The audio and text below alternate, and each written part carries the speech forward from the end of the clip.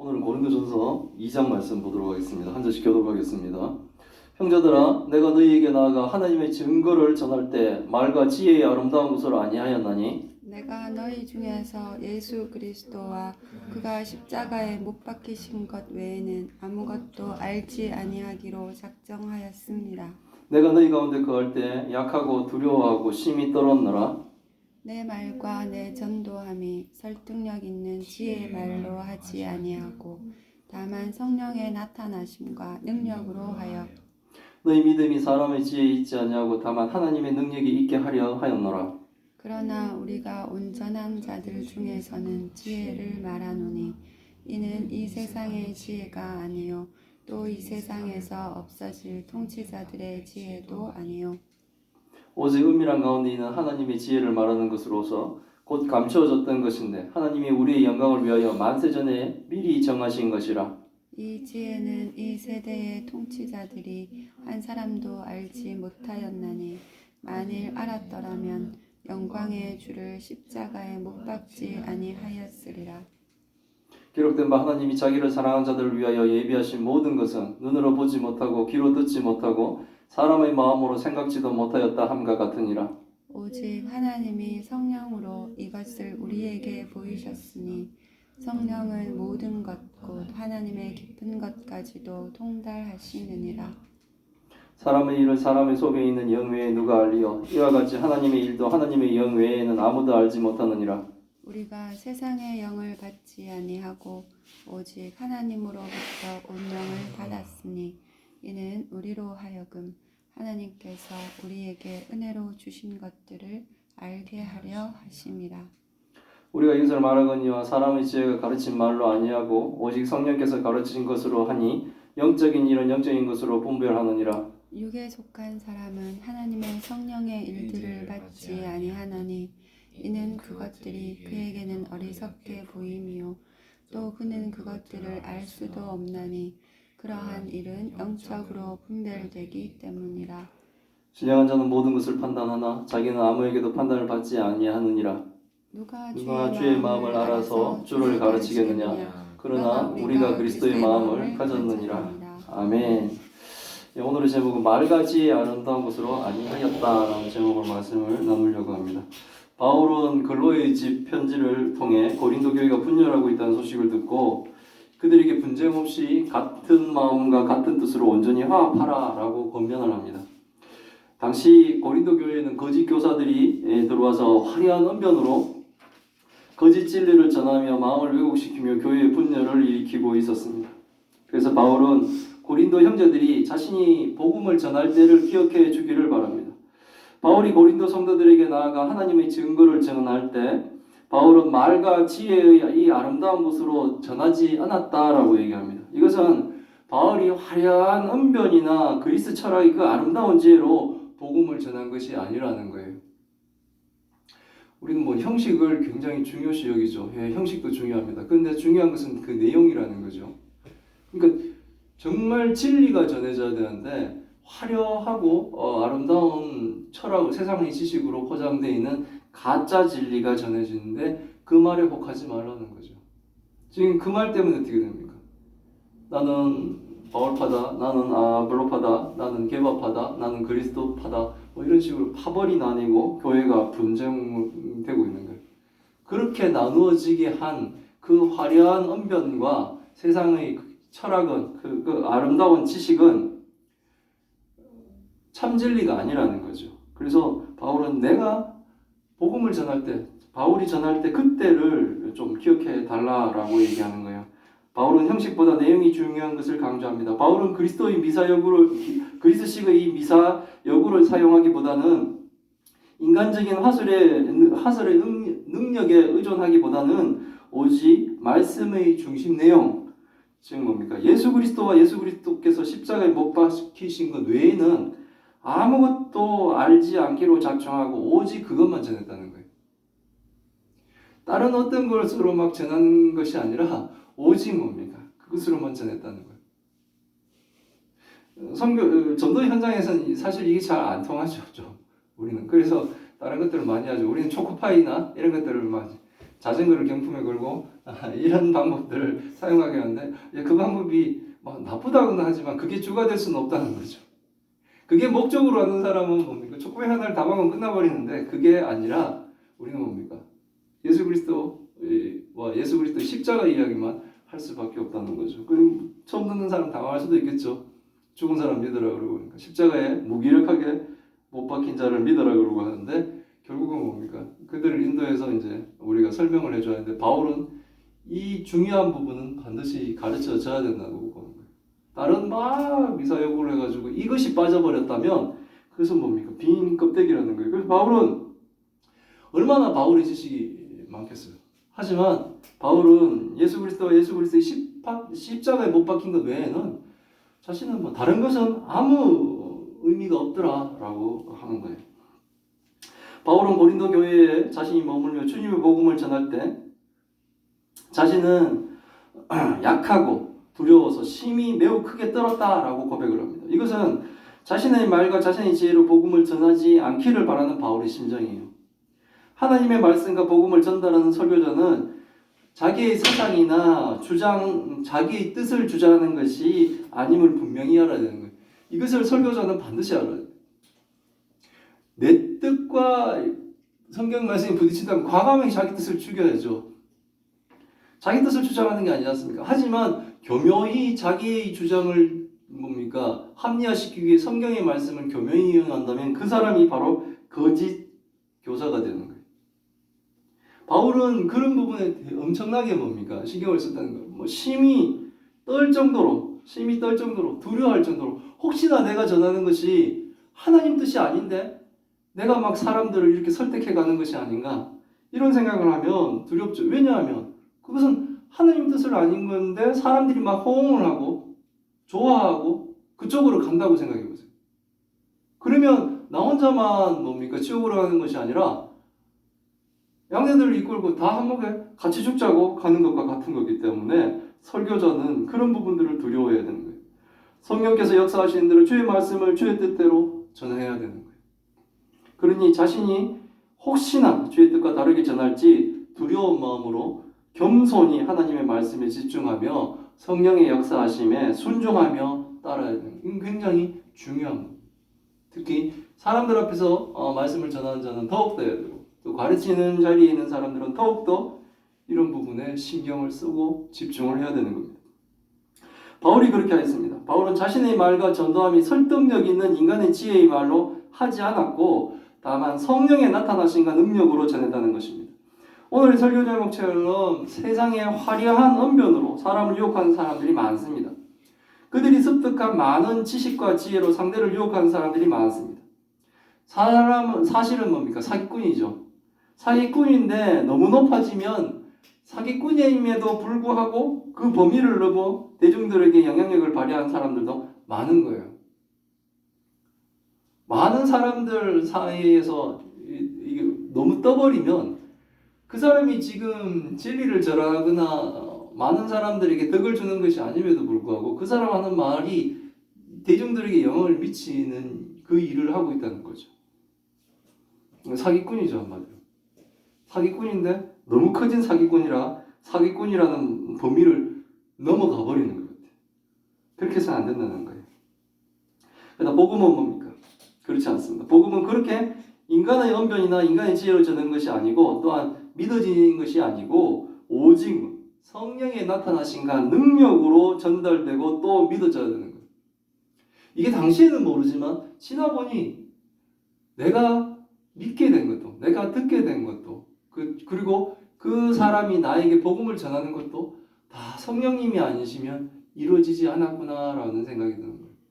이렇게 강박할 때 나의 마음이 높고 오직 예수 그리스도가 십자가에 죽으신 것이 완전히 믿어지고 또 죽은 예수님이 부활하신 것이 완전히 믿어지고 이런 세상의 상식이나 지식으로는 도저히 이해할 수 없는 일들이 완전히 믿어지는 이 기적 이것이 바로 성령님의 역사가 아니면 안 된다는 거죠.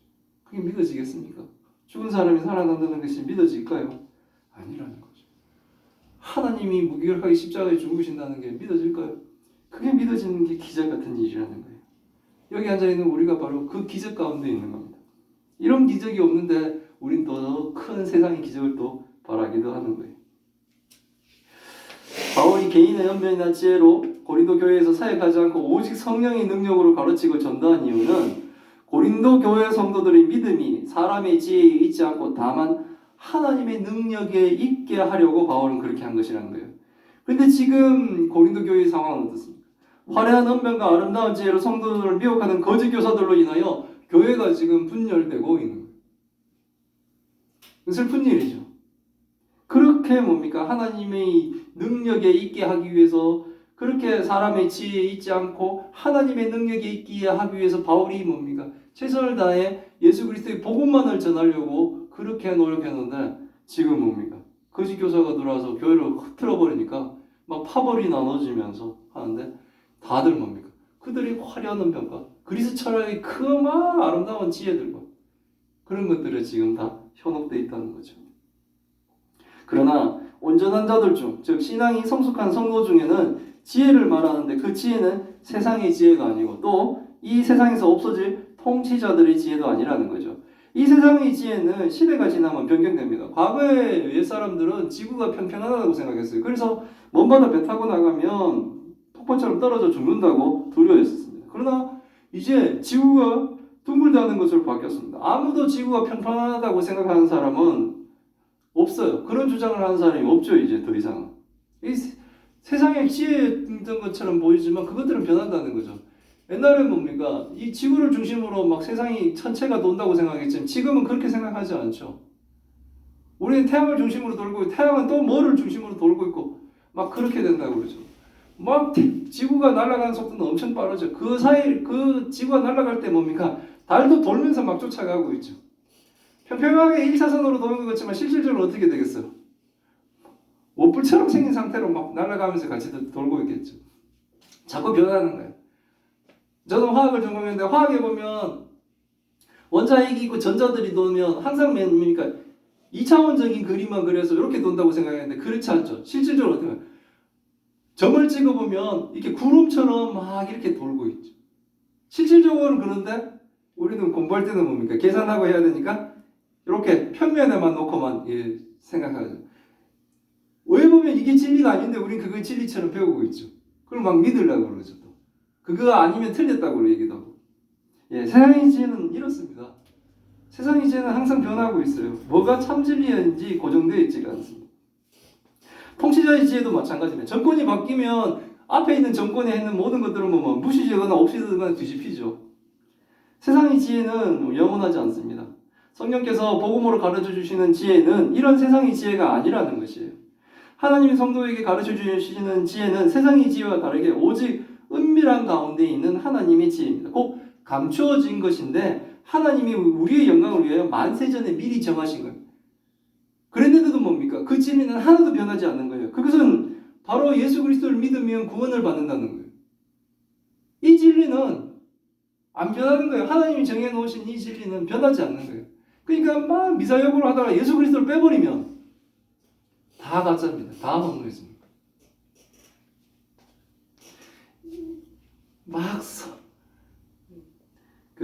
복음서적을 신앙서적이라고 하나요? 그런 거를 집사 시절에 되게 좀 많이 봤어요. 봐보면서 힘도 없고 막 이렇게 했었어요. 그러다가 신대원에 가니까 신학책들이 막 있으니까 그 책을 보는데 그때 봤던 그하고 이게 다른 거예요. 이게. 그러니까 이때는 이게 되게 가치를 막 두는데 어느 순간 보니까 그 가치가 확 떨어지는 그런 느낌을 받았던 적이 있어요. 예수 그리스도를 어떻게 강조하느냐가 예수 그리스도가 어떻게 뭡니까 그 뜻을 밝혀내는 자가 그게 되게 뭡니까 중요한 거예요 우리에게는. 근데 그게 없다면 아무 의미가 없습니다 사실은. 이 지혜를 이 세상의 통치자들이 한 사람도 알지 못했습니다. 만일 그들이 알았다면 영광의 주를 십자가에 못 박지 않았습니다. 그러나 그들은 자신을 구하러 오신 메시아를 알지 못하고 십자가에 못 박혀 죽였던 것입니다. 당시에 예수님을 십자가에 못 박은 사람들은 그때의 통치자들은 대제사장과 빌라도 총독을 가리키고 있지만 예수 그리스도를 믿지 않는 모든 통치자가 현재에 이르기까지 다 여기에 포함되는 거예요. 바울이 말할 당시에 딱 하면 대제사장과 빌라도 총독이 그 통치자들이 알지 못하고 예수 그리스도 십자가에 못 박았죠. 알았다면 어떻게 합니까? 십자가에 못 박지 않죠. 구세주인 줄 알았다면 어떻게 십자가에 못 박겠습니까? 근데 지금도 마찬가지죠.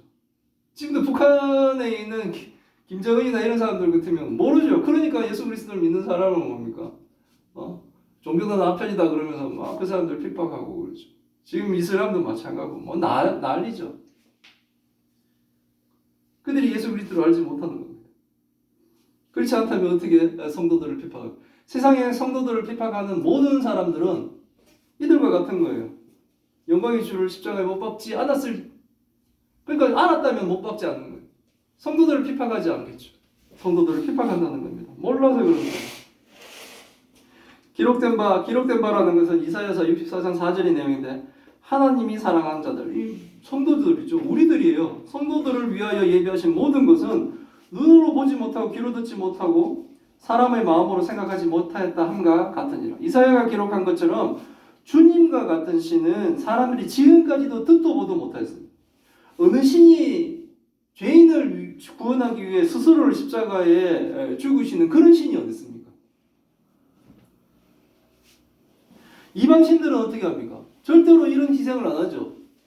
이방 신들은 어떻게 합니까? 자기네 막 갖다 바치라고 하죠. 뭐 생명까지 갖다 바치라고 하죠.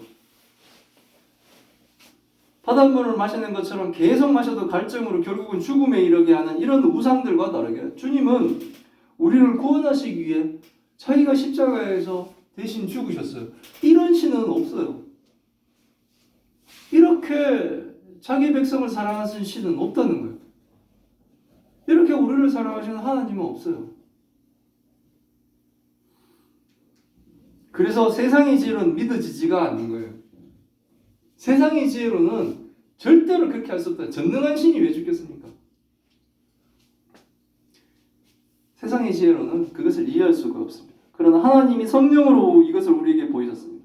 성령은 모든 것, 곧 하나님의 깊은 것까지 통달하신 분이시기 때문에 성령이 우리에게 조명하며 가르쳐 주시면 우리는 진짜로 뭡니까? 예수님을 알고 믿게 되는 거예요. 그래서 하나님의 백성이 되는 거예요. 세상의 지혜로는 안 보이는 것이 성령을 통해서는 보이기 시작하는 거예요. 성령이 역사해 주는 거예요. 그러면 뭡니까? 정말로 믿어지는 거예요. 어느 정도 믿는 줄 압니까? 순교할 때까지 믿어요. 목숨 위태해도 하나님을 믿으며 살아갈 수 있는 사람이 되는 거예요. 사람의 일을 사람의 속에 있는 영 외에는 아는 사람이 없습니다. 이 얘기는 우리 속담에 대해서 천길 물속 깊이는 알아도 한 사람의 그 속은 우리가 알지 못하잖아요. 한 사람의 속은 모른다고 얘기하죠. 그 사람의 속마음은 사실 그 사람만 알 수 있습니다. 그런 것처럼 하나님의 일도 하나님의 영인 즉 성령이죠. 성령의 외에는 아무도 알지 못해요. 그러니까 뭡니까? 성령이 없는데 하나님을 안다? 그건 도저히 불가능한 얘기입니다. 성도는 세상의 영향을 받지 않았고 오직 하나님으로부터 온 성령을 받았으니 하나님이 이렇게 하신 이유는 우리로 하여금 하나님께서 우리에게 은혜로 주신 것들을 알게 하려는 하나님의 뜻인 겁니다. 성령이 아니면 구원은 받을 수도 없고 구원받은 것을 알 수도 없고 하나님이 주신 은혜도 알 수 없는 거예요. 그러니까 어떤 종교를 믿더라도 구원받는다라고 이상하게 주장하는 사람들인데 다 가짜예요. 왜? 성령이 오시기 때문에 우리는 분명히 우리가 구원받았다는 걸 알아요.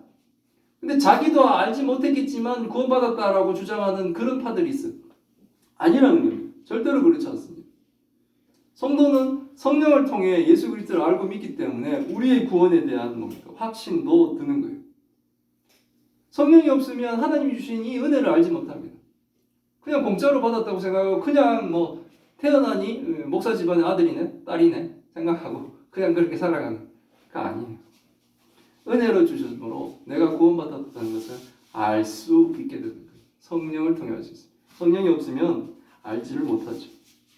바울이 이렇게 복음을 전하는 것도 사람이 지혜가 가르친 말로 아니하고 오직 성령께서 가르쳐 주신 것을 전하는 것입니다. 사람의 말인지 성령의 말씀인지 분별하는 것도 성령을 통해서 분별하는 것입니다. 세상의 화려한 언변과 지혜를 의지하지 말라는 거예요. 거짓 교사에게 제발 좀 넘어가지 말라는 거예요. 이단들에게 좀 넘어가지 말라는 거예요. 와, 참 신묘방통하다 라고 넘어가. 그래서 그게 진리인 줄 알았는데 가보니까 뭡니까? 교주가 죽지 않네 어쩌니 저쩌니 하고, 어떤 교주는 뭡니까? 성폭행자인데도 그 앞에 가서 무슨 아니네 저리네, 어떠한 미사 여구를 붙이더라도 그건 상식도 안 통할 정도의 뭡니까? 악을 행했는데도 불구하고 뭡니까? 아직도 방어하고 앉았고. 그렇게 거짓 교사에 넘어가지 말라는 거예요. 거짓 교사에 넘어가니 뭡니까? 멀쩡한 교회가 쩍쩍 분열하고 서로 뭡니까? 악의다툼을 하고 성적으로 타락하고 그렇게 되는 거예요.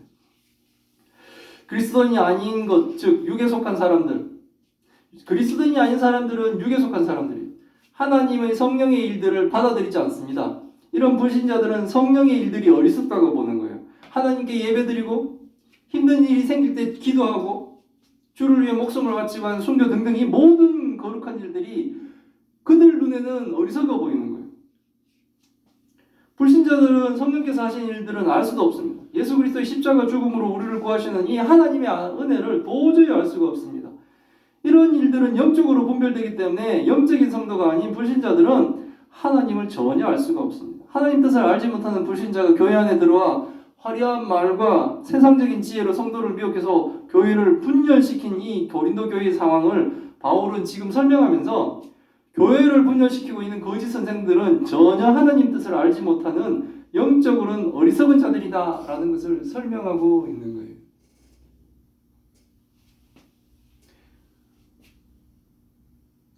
암에 걸렸다고 하는데 우리는 기도를 해요. 그거에서 낫겠느냐고 생각합니다. 그게 바로 어리석은 생각입니다. 전능하신 하나님께 의지해야죠.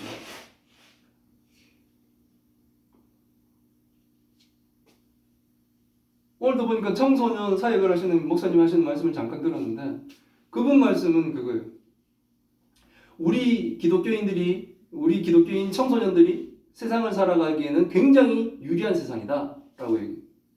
왜 그러냐 하면 우리 청소년들은 공부할 때 하나님께 기도하면서 나가니 하나님의 능력을 의지하며 공부하면서 살아가는데 세상에 다른 하나님을 믿지 않는 애들은 오직 자신의 힘과 능력만 사용해야 되니 하나님의 능력을 사용하려고 하는 의지하는 우리 기독교인 학생들과 자신의 힘만으로 세상을 헤치고 나가야 될 저 불신자들 아이들과는 비교되지 못하는 싸움이고, 그래서 세상은 뭡니까?